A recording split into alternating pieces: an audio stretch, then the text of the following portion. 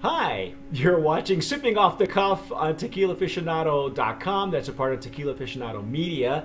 I am Mike Morales here in San Antonio. That gentleman over there Is Matt Metris in Rochester, New York, and and Matt's one of our TJs, tequila jockeys. And tequila tonight jockeys. Yeah, we're not actually doing a tequila; we're doing a mezcal.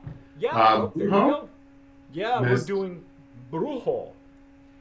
Now, this is. Do we know how old this is? Actually, this particular brand. I don't know if the website tells us. Let me let you, the folks out there, in on a couple of things. Number one, if you noticed our bottles, this Brujo is different from his Brujo. His Brujo is number one. My Brujo is number two. Numero uno. They sent me a numero uno. They sent you numero uno, so we know that you're going to lead off. Okay. Yeah. What I found is that it's 2010 they were started. Okay. The website that they have, their Facebook page, is not very helpful. The website is beautiful, but it's in Spanish only, even though it has an English button, and it's very hard to navigate. So bear with us as we fumble along looking at their information. There was no POS, but we do appreciate Anna Carp sending the samples to us, because every once in a while we're very fortunate to get mezcals. Now, your mezcal, Matt, is Espadin only, correct? Correct. Okay. Yes. The way this is going to work, and this is rare for us. Normally, we have the same samples and we get to taste these off the cuff. What's going to happen tonight is we're going to compare and contrast our notes. I don't have his sample. He doesn't have mine.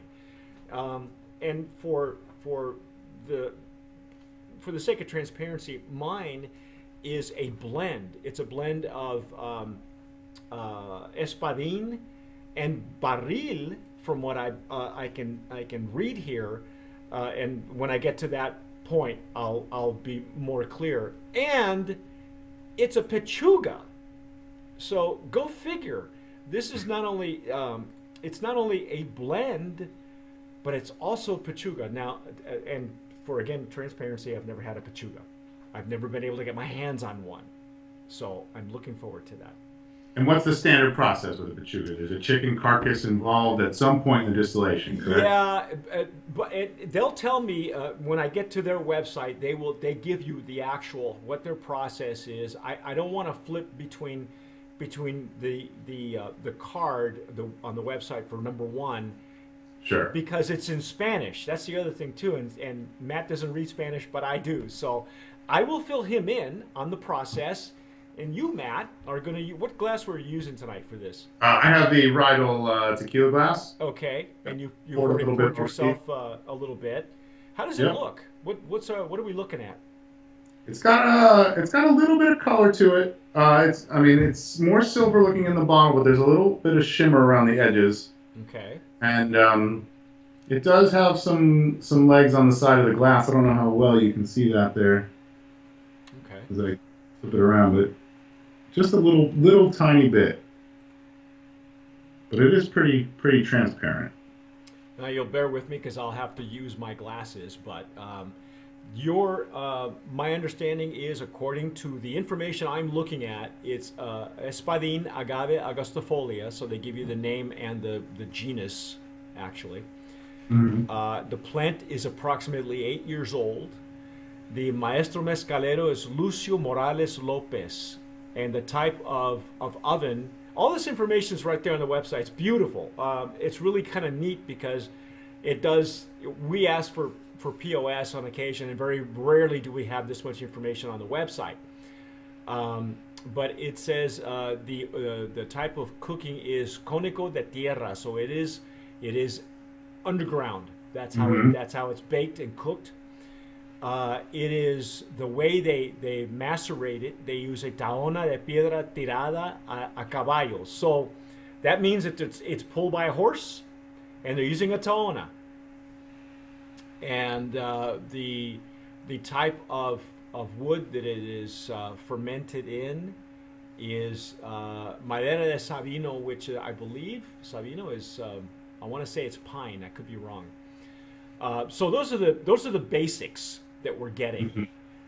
what do we get as smell? What are you pulling out of it, Matt?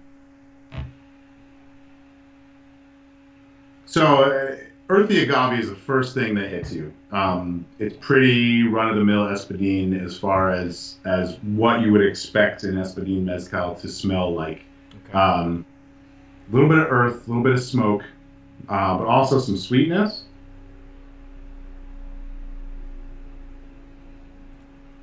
Yeah, and the agave is definitely the overpowering aroma in there. Okay. And it's not as smoky as some mezcals that I've had, but it's definitely present. Okay. This is a double distilled in a copper pot, alembic or alambique de cobra, so it's a copper pot still. Okay. What else are you getting out of it? When you say typical Espadin, what are we getting? Is it fruity? Is it flowery? It's mostly vegetative. There's a lot of vegetation in it. Okay. Not so much on the floralness, but definitely some like maybe citrus, some that kind of goes with the sweetness that I'm smelling. Okay.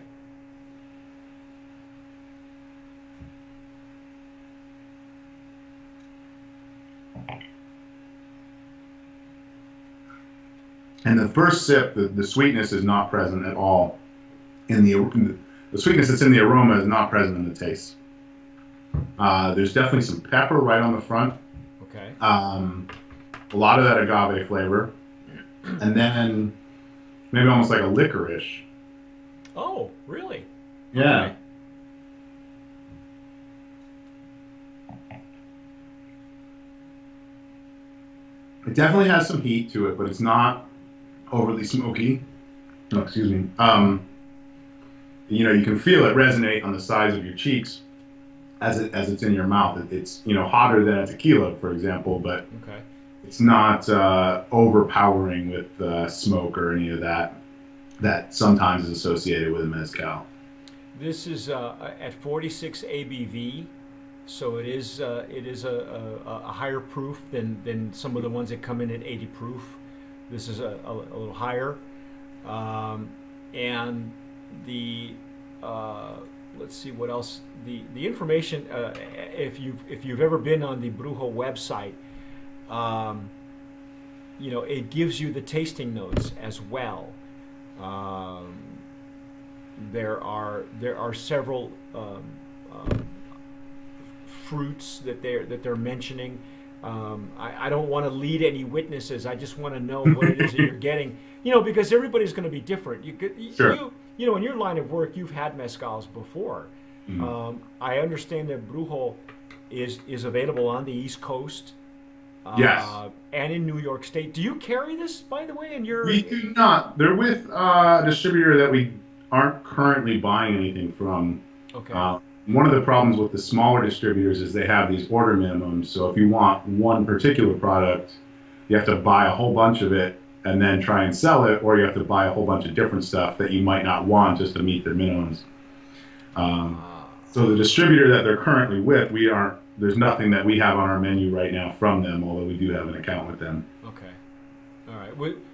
After you've had this, let's let it open up, and then what I'll do is do a little description here, just so you folks may see this.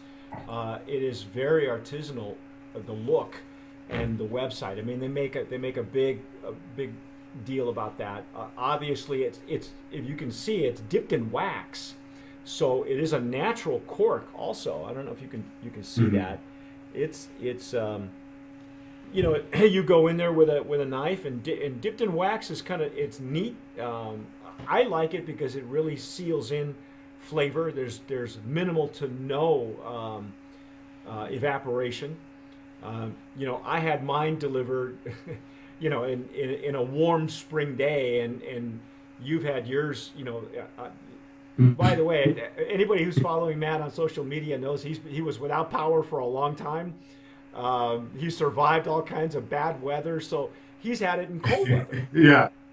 You're Yeah. wearing you're wearing a flannel shirt. I'm in shorts and a t-shirt. So that. Yeah, and it's fairly warm here today too for us.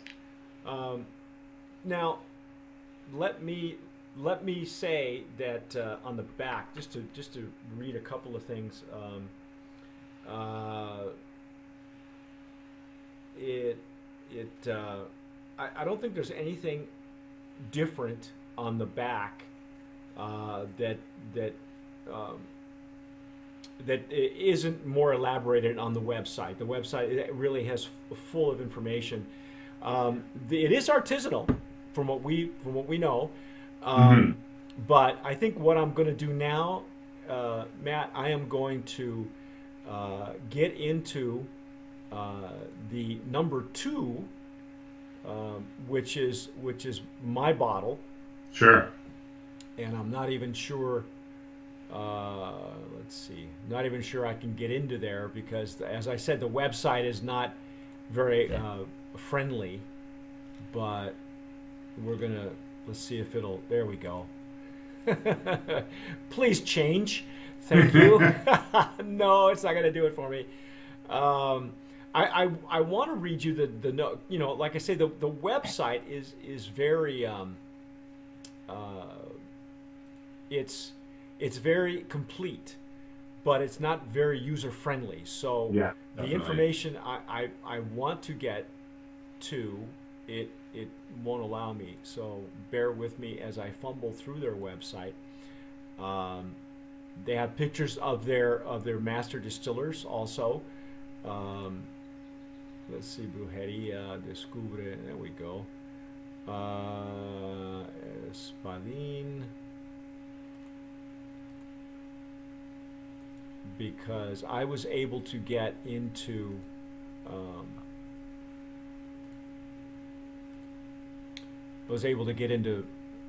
there we go. I just wonder if it'll let me in. Let me in. No, of course not. Oh, that's so cool. I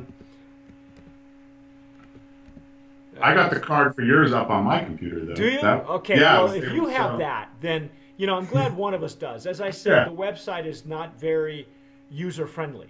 It's beautiful. Don't get me wrong. It's gorgeous. The information is in Spanish only.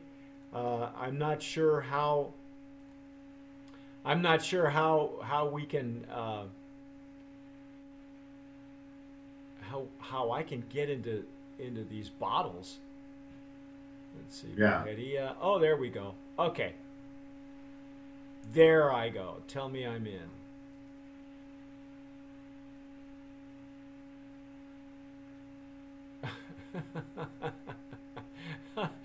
Oh, jeez. Oh, there we are. Okay. Thank you. All right.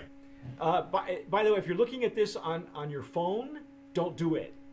Because if I'm having this much problems on my computer, your phone, obviously it's not friendly. But let me give you the information on there.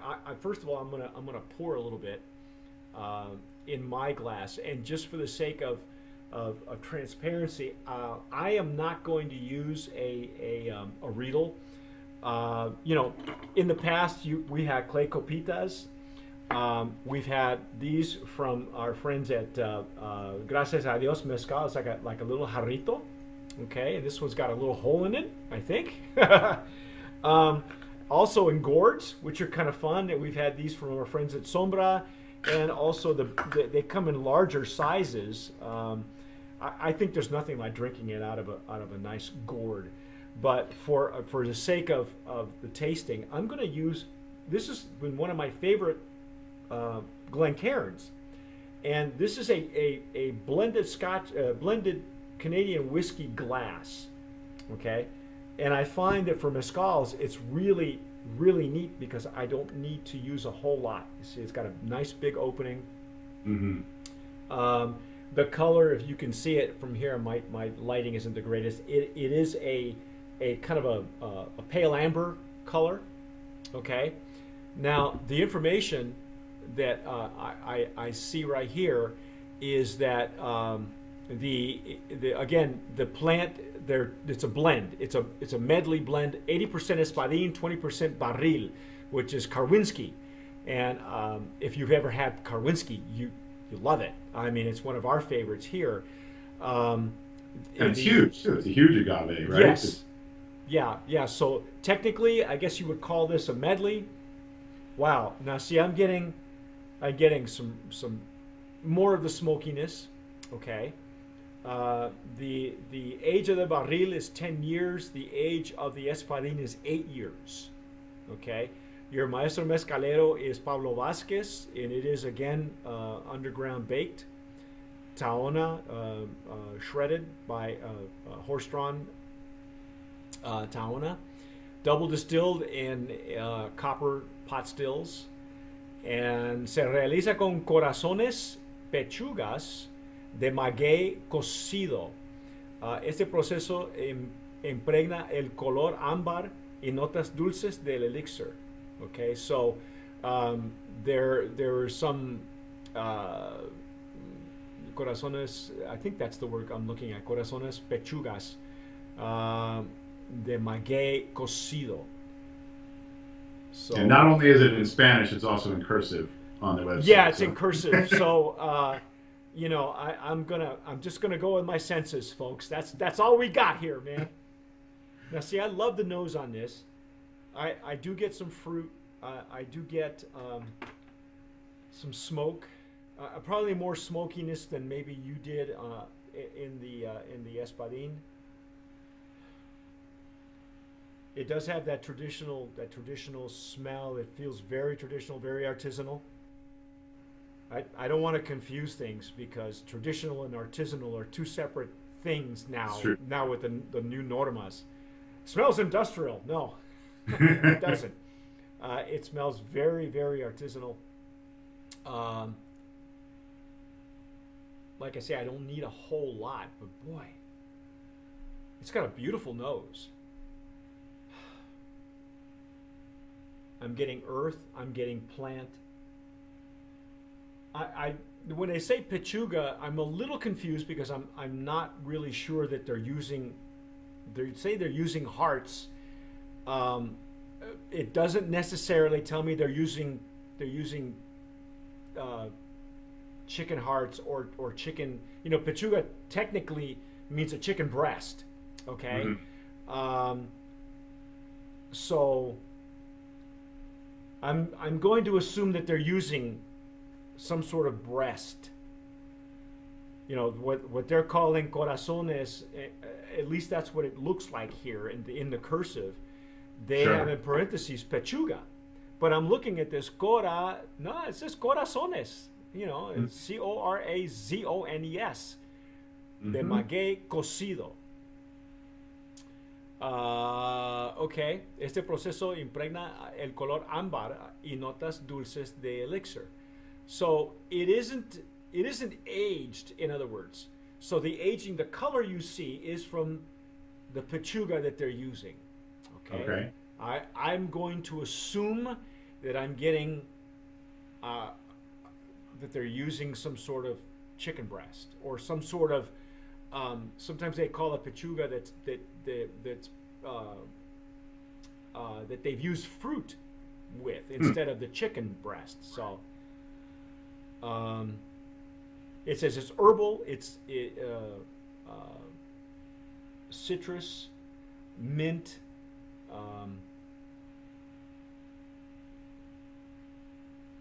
Wow, and it does, and there is more smoke. It does tell us that you are going to get more smokiness, more ahumados. So you're going to get a little bit more smoke than maybe you did in your Espadin. Okay. Sure.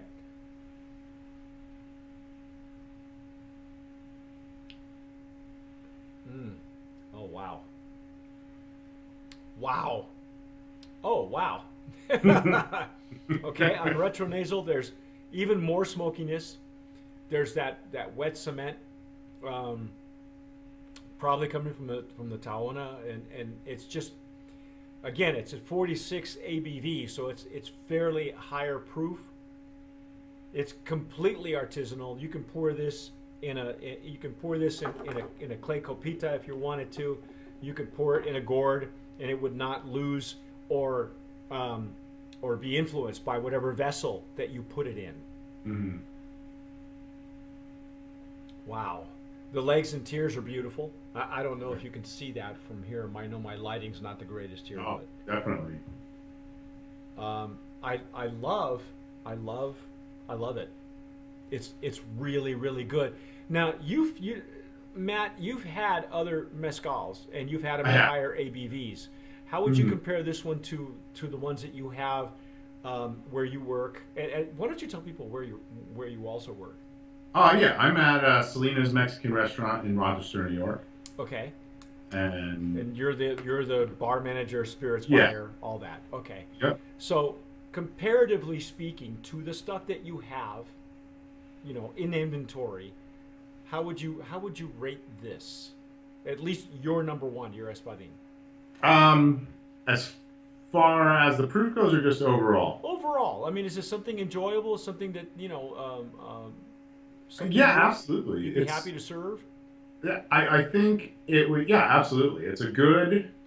It's not too overpowering, so it would be a good transitional mezcal for someone who's been experienced drinking tequila, maybe wants to make a switch over. Okay. And it's not too wild and crazy as far as the palate goes, because there's some that are just, it's like, oh, you're drinking a pine tree forest or something just insane, right?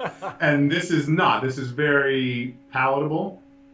And the smoke is not overpowering. I think a lot of people get turned off by mezcal because they expect it to be super smoky, and that's, they're looking for a peated Scotch type taste, and right, and that's not happening.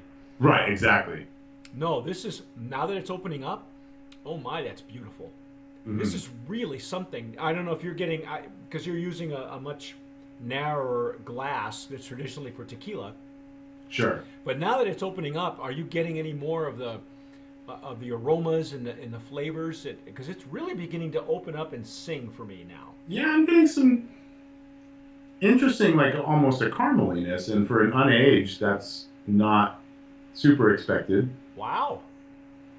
I'm getting smokiness, but I'm getting a very pleasant smokiness as opposed to something that would be considered, a harsh char smokiness, something more,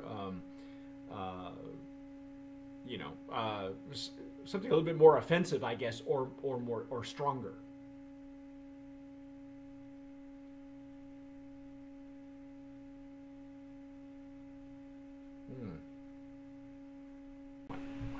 So before we were interrupted, you were telling me?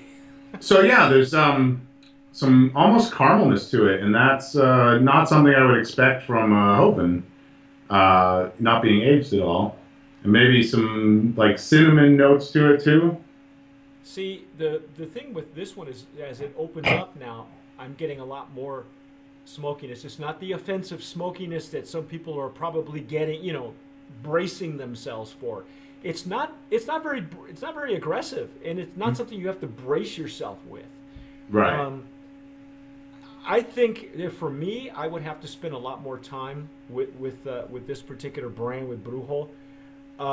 I do believe that it's worth spending time with, though. And we have had medleys before. For instance, I think El Silencio. You may or may not have had that one. El Silencio technically is a medley, but it comes in at 40 ABV. It comes in at 80 proof. This one's a little higher, and it does have a blend and a Pechuga. So I say, comparatively speaking, do you think it's worthy of a brand of promise? Yeah, I think so. I think, like I said, it's a good, for at least the Espadin, and I think, we're not doing apples to apples with this, but I feel like this is definitely a good entry level, and that's probably why they made it the number one. And I would imagine the line gets a little more diverse as you go up these bottle numbers. Wow, they have like 6 different varietals. Yeah. I didn't even get into all of them. I'm afraid to go back to their website because I might lose something here. I like this. I really like that. It does. I think regardless of whether it's Espadin or whether it's the Pechuga, I believe that it is a very artisanal product. That's how it comes across. Absolutely. almost in a rustic kind of way, but it is very elegant in the same sense. Like I say, the flavor profile, the aroma, it is a higher ABV, but it's not something you have to brace yourself with. So I think bottom line, Matt, that we need to nominate each of these separately as brand of promise. Yours Absolutely. Is in the Espadin. It is 45, right? Yours is Espadin 45 ABV? 46. 46, okay. Yeah, Yeah. This one is also 46. I wish that we had at least the same ones, because I'd love to be able to taste it without the Pechuga and just Sure. to see what you were getting. Yeah. And you'd get a kick out of this. I gotta tell Absolutely, you. yeah. You would. If this is my first foray into a Pechuga, I like this. This is good. It makes me want to. It actually does make me want to go try other ones. Yeah, I've typically liked most of the Pechugas that I've had. There's only a few that are making them too. There aren't that many that Yeah. I've seen. I know that, of course, Del Maguey. There's one other one that I know of besides Del Maguey, and then this one.